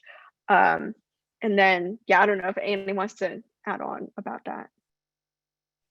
Yeah, I agree. And I'm going to put in the list of community service awards that we applied for. And again, don't like do community service just to get the award. But I think there are benefits to getting awards, such as you get more press and then you get to talk about the issues and, you know, educate others about it. And then also you might get more donations and that help you expand your work. So there are definitely benefits to getting community service awards that just help you run the organization more. I think in terms of community service, I think probably other students also talked about it, but again, it's about finding a problem or issue that you are genuinely passionate about and you want to make change for. Yeah, don't go into it trying to get an award for it. If you do work that and put in energy and time and effort, when you apply for it, it'll be easy because you have stuff to talk about rather than you trying to falsely create a story just because you want an award. Thank you so much. Now, again, for the sake of time, we're going to have to move on. But now let's go to question 11. So question 11 asks, how do I be more involved in, begin, or take leadership in school clubs? So I guess I'll first give my input on this question. So school clubs, I think, are a pretty important thing. Like they're sort of, at least for me, there's sort of a way of just like meeting friends, building a community, and just like being involved as like part of the school. For example, I think one of the best decisions I made in my high school career was joining Clemens Jets, and in particular like the Science Olympiad team. It's because like eventually that sort of just became like my community, and that's who I hung out with, who I spent all my time with, and also made me extremely motivated. And I think that's one really important thing in school clubs. And getting more involved in, honestly, getting involved in school club isn't very difficult. If you want to get involved, just attend all the meetings, be active at events, and then try applying like for an officer position maybe. And hopefully that'll end up pretty well. You just have to like, if you show that you're involved, if you show that you're a good member, then you can like get an officer position. And then if you're a good officer, like if you fulfill your role well, you can become president. Personally, I was the co-president of our math club, and I was also a co-captain of our science bowl and science Olympiad team, as well as a lead coach of our computer science club. And I think most of these came because I was an extremely active member in all of these clubs. Don't just do clubs because like you feel like I should do them or I do that subject. Like I know a lot of people that are like active in math that don't really do math club, but I think it's just really, but I think you should just do it if you want to have fun. So for example, math club was fun for me because it was a social club. Like I could talk to people, I could get snacks, things like that. And I could go to competitions with everyone. So I think all of those are like really important. Just doing clubs that you have fun in and being a leader in clubs that you want to make an impact in. It's already 3:30, so I'm just going to skip to question 12 for the sake of time. So question 12 is, how do I find and apply for scholarships? And I will go to Niall for that one. Sure. So finding scholarships, I'm not too sure about like how a lot of people find like lots of scholarships, because I do know some people that apply to like 30, 40 scholarships in their senior year. But what I have heard is that like you should probably just ask the people in the grade ahead of you about like the major ones that they applied for and maybe apply for that ahead of time. And then one thing I do want to say about applying for scholarships is that like don't do anything to apply for scholarships. Scholarships should be something that you don't work for, but you just apply to them because of the things that you just happen to do. So one of the things that I was told when I was in my junior year was that like just prepare for the things that you can like that you have like control over, and don't like stress over the things that you don't have control over. So like when I was applying to different research programs, like SSP, I was getting kind of stressed about like what I should do to get in and like how I should write my essays and whatnot. But then one of my friends told me that like there's literally nothing you can do at this point to control whether or not you get in. So it's best to just write the essay and turn it in and not think much about it, because you really can't do anything to control whether or not you got in. Whereas things like maybe if you're still working on the SAT, ACT, maybe if you want to get good grades or preparing for certain competitions, those are things that you quite literally can control based on like how much work you put in. So you're much better off spending time not stressing and like studying for stuff like that, because there's like, you know, what you can get out of that. Like what you put in is what you get out. But applying to scholarships and stuff like that, you probably can't say the same. But for finding scholarships, I'm sure if you Google like scholarships for high school seniors, you can probably find something. And it seems like Shirley just sent something in the chat to like a list of scholarships that you can apply to. And so I guess you can look through that. And then if you want to find more, maybe you can like email people in the grade above you. But this list seems to be pretty comprehensive. So I guess that's where I would start. I agree with Niall. I think one small tidbit on that is start early on scholarships. There's some, for example, the Cameron Impact Scholarship, if I recall correctly, that are due like the winter of your junior year. And like I didn't know that. Like I learned that it existed like the day after it was due, and it was a full ride. So I was kind of sad. Although another thing is that like scholarships don't count on them. Like the chance that you'll win one is really low because a ton of people are going to be applying. So for example, I applied to like 10 of them in like my second semester, my senior year, and I only got one, but that's one scholarship. That's like a lot of money. And so I'm pretty happy. And so yeah, again, another thing is like if you have a lot of time second semester, senior year, just apply to scholarships. Now, let me go back to number 11. I think Bella has something to add on to that. Would you like to go? Oh, yeah. So I want to offer like a slightly different perspective on leadership in school clubs. And while I was involved in like the bigger clubs at school, such as like Mu Alpha Theta or Science National Honor Society, I didn't really go for like a leadership position in those clubs. Instead, what I did was like in freshman year, I joined this like really tiny club at school called Inventors Club because it looked like pretty cool, and I was interested in like making stuff with my hands and all that. And then what ended up happening was that like the senior leadership of Inventors Club all graduated after my freshman year. So I kind of like got like an officer role as Inventors Club. And it was like I think when you're in like a leadership role in a club without like a lot of direction, and when you and maybe like only a few other people have like a lot of power over the club, you can actually like enact a lot more things that you want to do, and then you can like gain a lot more like actual experience within that club, or like within like by doing those things compared to like just being like maybe like secretary of like a larger club. And then something else that I did was like, so I was like really interested in cybersecurity, right? And I actually tried starting a cybersecurity club at my school, but yeah, we couldn't find like a sponsor for that. So what ended up happening was that I worked with my computer science teacher who was like super awesome.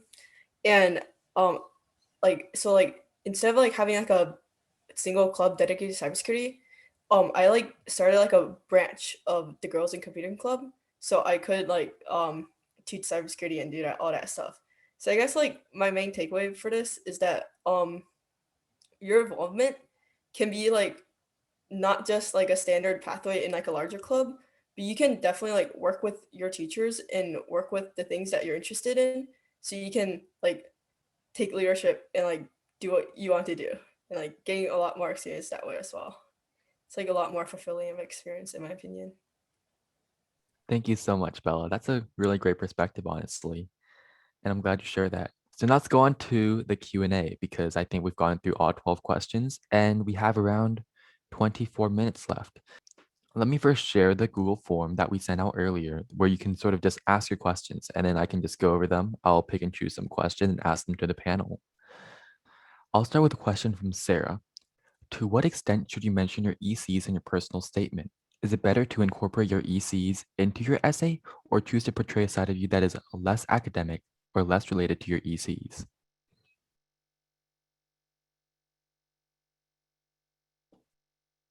Would anyone like to take that question? Yeah, I can start off my personal essay, personal statement. was not related to my EC directly. I talked about my experience at the math camp, and it was just really showing a side of me with more personal development, because I already knew that I would talk about my extracurriculars in the smaller shorthand essays, and also that it'd be shown in where you actually list out all of the things that you did. And that's why I chose to focus on the other side. Thank you so much. Does anyone else want to sort of go into that? Yeah, so I also talked more about like a different side of me in my personal statement. Um, uh, yeah, most of my short essays were about all of my different activities.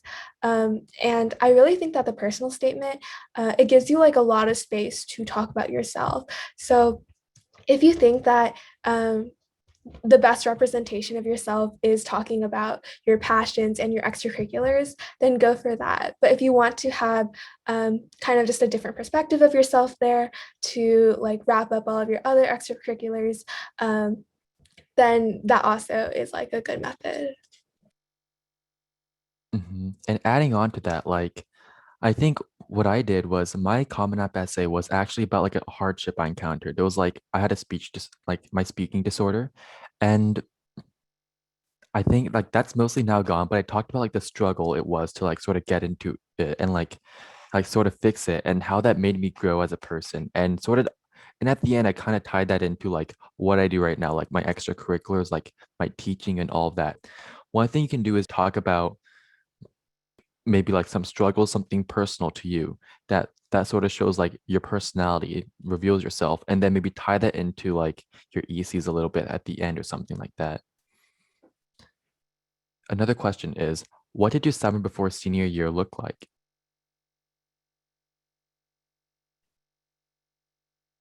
Would anyone like to answer? I guess I can go again. So summer before senior year, um, at the start of the summer, I worked as a counselor for the junior summer math camp, which is hosted at Texas State University, except for we were online. And then after that, we had all of the online AMC contests that were very interesting. And then I went to RSI, and that was a 6-week program, Research Science Institute. That was also online, which is kind of sad because I was looking forward to living in the MIT campus. What did I do after that? After that, I went on an RV trip, which is also very fun. So definitely like you don't have to spend all of your summertime like grinding and working. It's really great to also just give some time to yourself and just have fun. Yeah.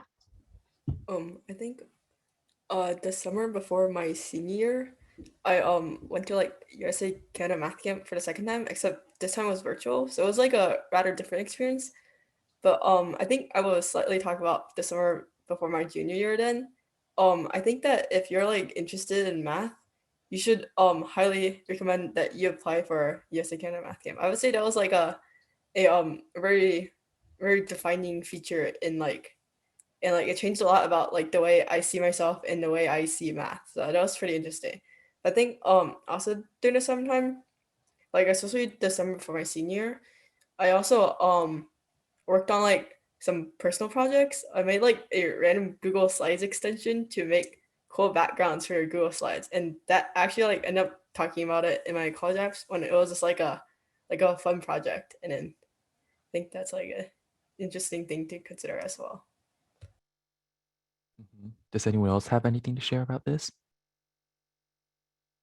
All right, I guess I'll go real quick.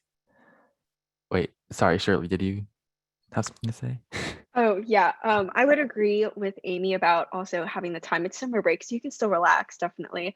For me personally, I was also a counselor for junior summer math camp, and then I was a Bank of America student leader. So I would suggest if you're interested in getting involved on what does a nonprofit look like behind the scenes, or if you're interested in banking too, they also talk about that. You can apply to the Bank of America Student Leader Program. I enjoyed my experience for that. I think another good thing about that program is you get to connect with other students across the nation who are also passionate leaders. So that was also very nice.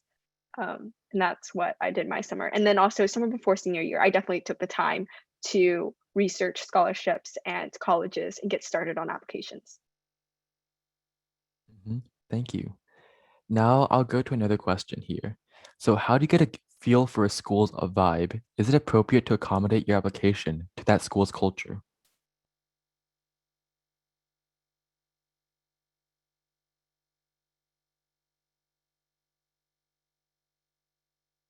Does anyone want to go, or should I start off? All right, looks like I'm starting off. So I applied to MIT early.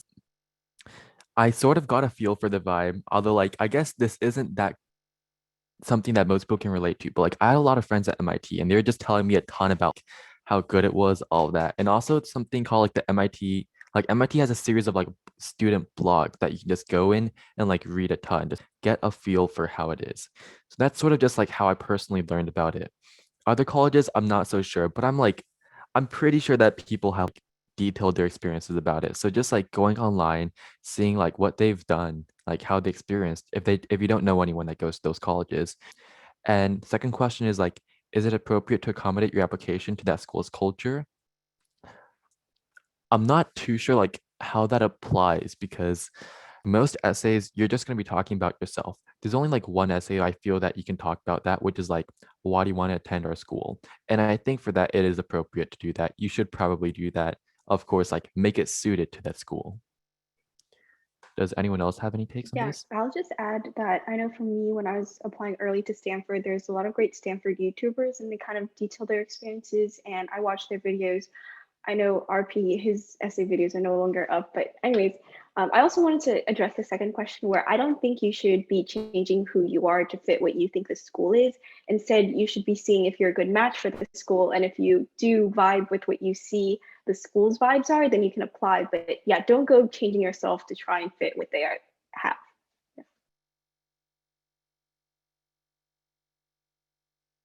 Thank you so much. Now, does anyone else have anything to add to that real quick? I would probably just agree with what Annie said. There's no need to change yourself. What you're trying to do in your application is to show who you are. And yeah, you don't, I guess like a school's culture doesn't really affect your application.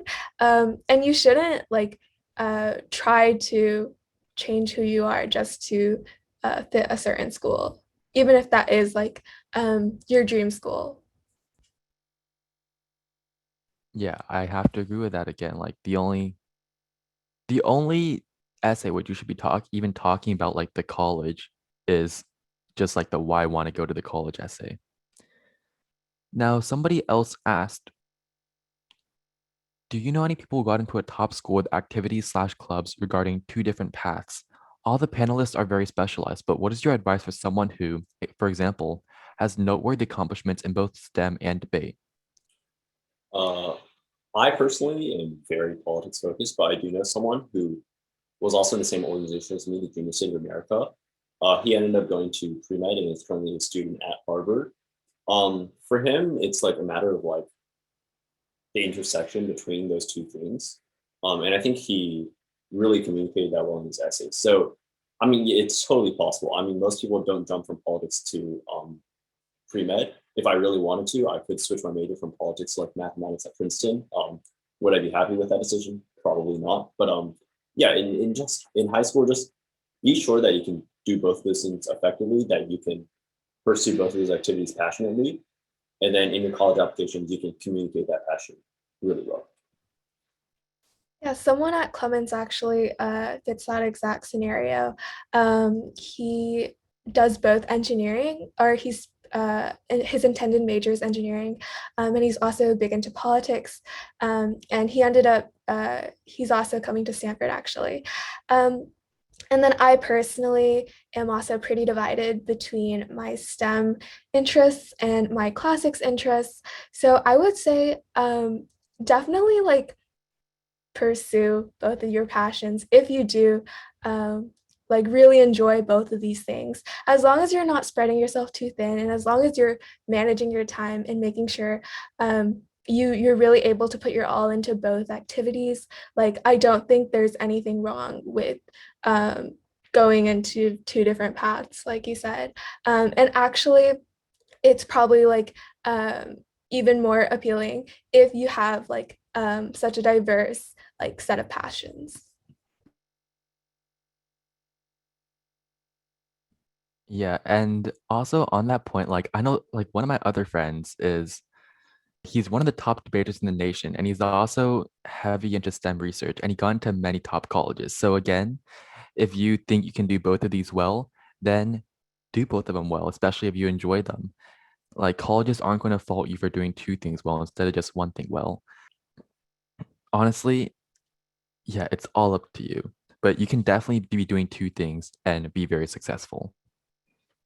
Now, somebody else asks, how would colleges view a substantial commitment to a sport and physical training?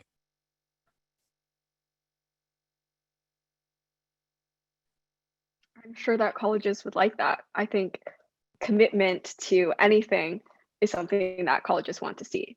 In general, colleges want to see what are you interested in and what did you do about that interest. Yeah, I mean, I'm not like an NCAA athlete. I certainly don't have like the muscle and build for that. But all 4 years of my high school, I did swim, and I put that in like pretty much all of my essays. Like for like a describe like an extracurricular sport you did. I'm like, oh, I did swimming. Here's what I gained from experience. Here's how I improved like team building skills. Here's how I grew from yeah, just like yeah, like Shirley said, commitment is really important. And if colleges see that you're committed to something, even if it's not something that you intend to later pursue, it probably would reflect positively on you. I agree with that. Like, for example, one of my MIT essays, like, what do you do for fun? I wrote about just like playing basketball with friends for fun. And no matter what, like, you can, if you're dedicated to something, you can write about it in your essays. You can show that dedication, and colleges look for that. Now, another question is, how are essays, interviews, and recommendations weighted in your application as opposed to achievements, academics, and so on and so forth?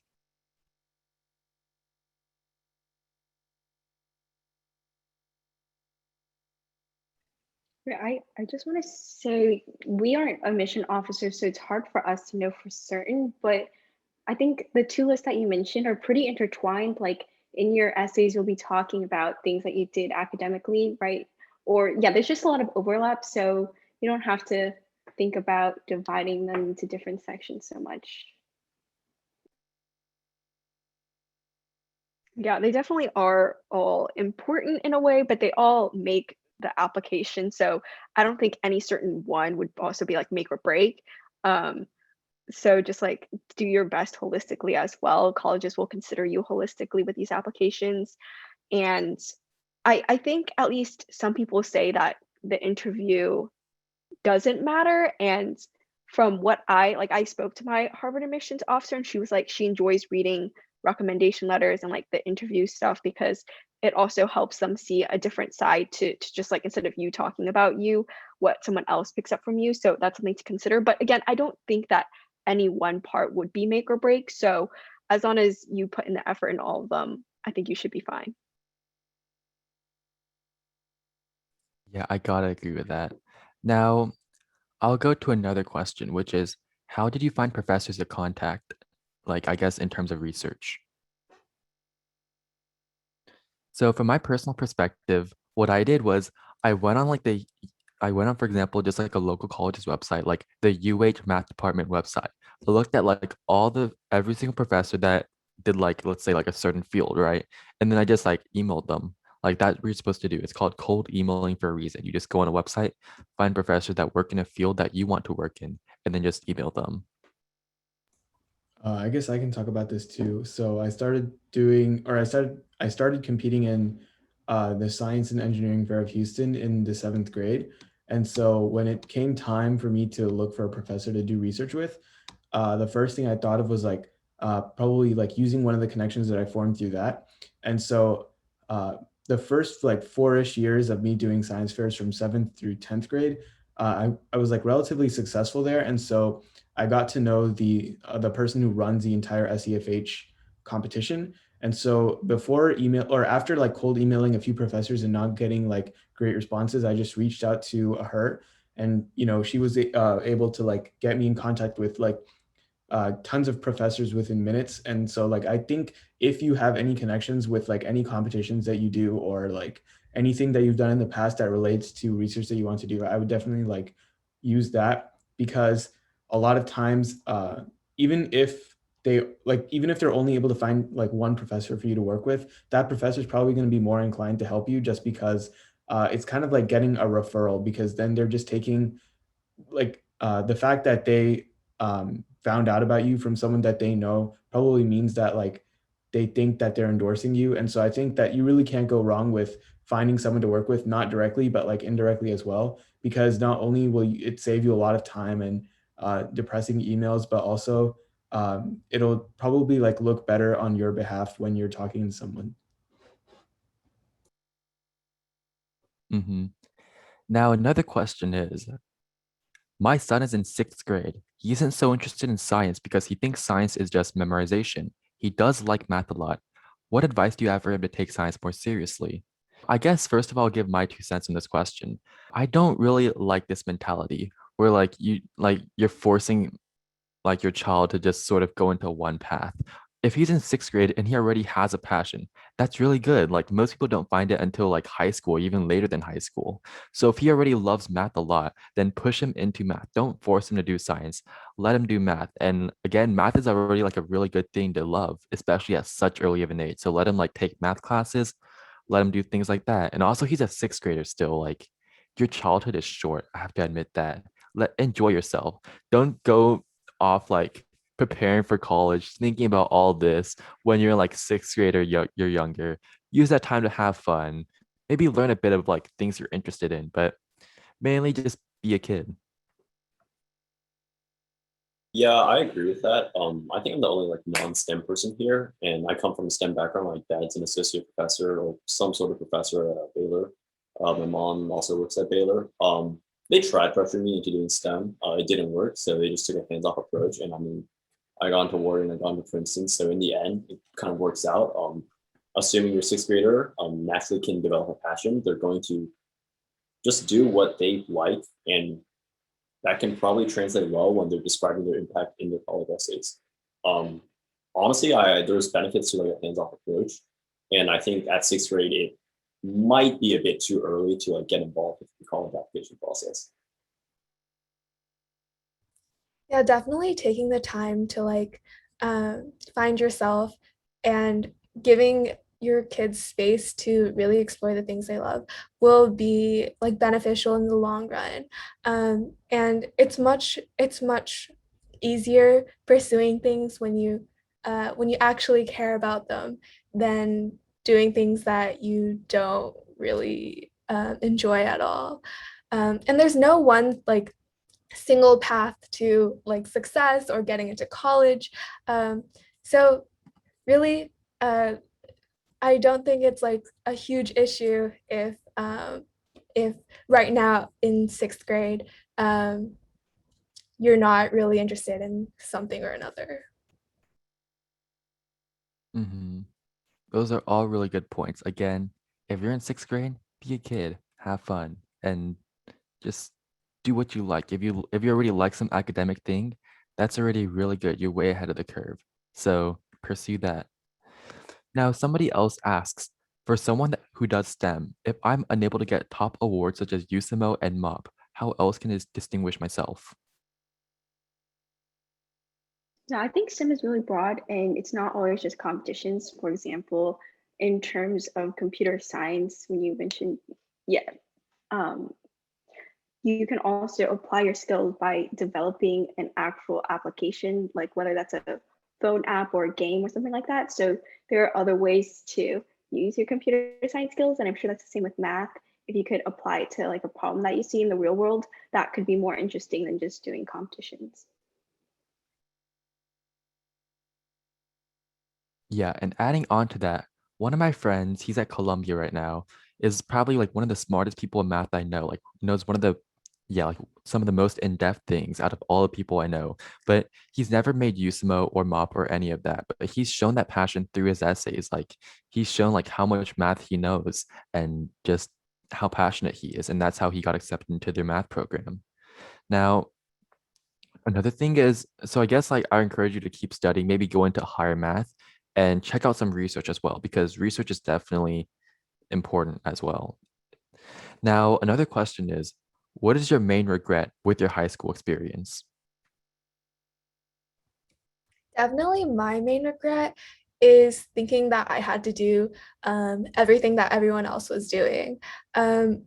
Really, you should try to make your own path through high school and not overload yourself with all the things that you think is what you're meant to be doing, and just kind of explore and have fun with the things you enjoy. Yeah, I definitely agree with Avi on all of that. I just want to add, like, I know this is just for the question, but really you should live your life with the mentality that I'm not going to have any regrets. Because I know previously when people asked me this, I would have a specific answer, but now I've come to terms with the idea that all the things that I wish I had done, that was still a learning experience for me. And now I know what not to do. So really nothing should be a regret. Yeah, and I second that actually. Like, while I don't have any regrets, like maybe there's some things I wish I could have done earlier, but again, it's sort of just like I'm still here now. It's all right. My life is pretty good. But I guess on that point, I think one important thing is finding a community. For example, for me, if I were to say that something I could have done earlier or something I could have done different, would have been to find a community. Yeah, find a community earlier, because I joined the Science Olympiad community when I was a sophomore. And I really wish sometimes that I could have been part of that when I was a freshman, because yeah, it was just such a great experience, such a fun experience. And because I'm an extrovert, just being around people like that all the time was really fulfilling and satisfying. So again, that kind of goes back into what was said earlier. Just like focus on like have some fun too. Don't just focus on like studying and doing all of that. Now, does anyone else have input on this?